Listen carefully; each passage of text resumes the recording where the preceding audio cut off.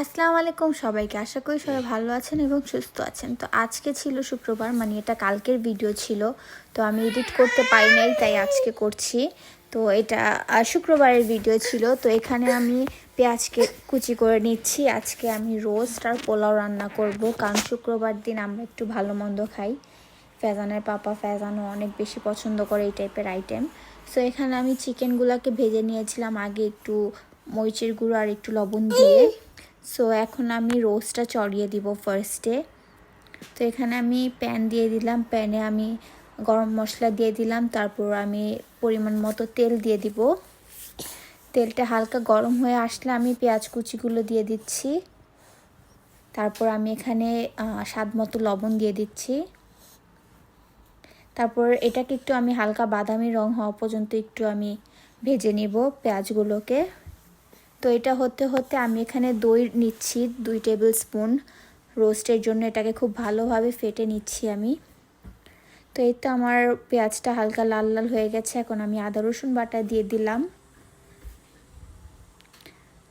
তারপর আমি বাদবাকি একটু পানি দিয়ে বাদবাকি সব মশলা দিয়ে দিব যা যা দেওয়ার আমার।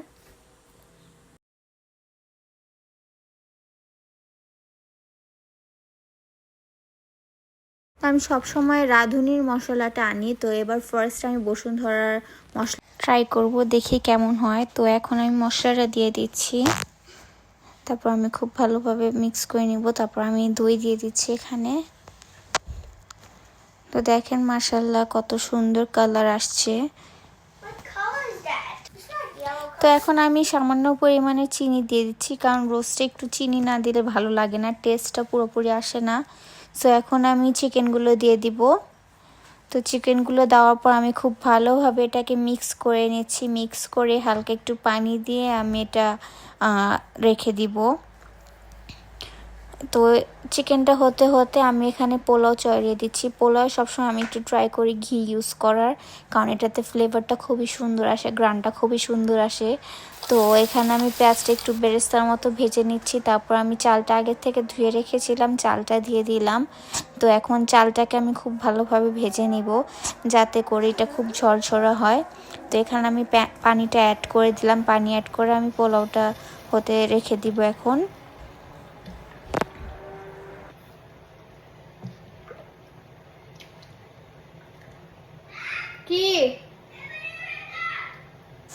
তো এখানে আমার রোস্টটা হয়ে গেছে। তো এখানে আমার পোলাওটাও রেডি হয়ে গেছে। মাশাআল্লাহ দেখেন কত ঝরঝরা হয়েছে। তো সবাই মাশাআল্লাহ বলবেন অবশ্যই। তো এখানে আমি স্যালাড কেটে নিচ্ছি, কারণ ফ্যাজানের পাপা স্যালাড ছাড়া খায় না পোলাও টোলাও। অ্যান্ড ফ্যাজানের পাপার এই স্যালাডটা অনেক বেশি পছন্দ।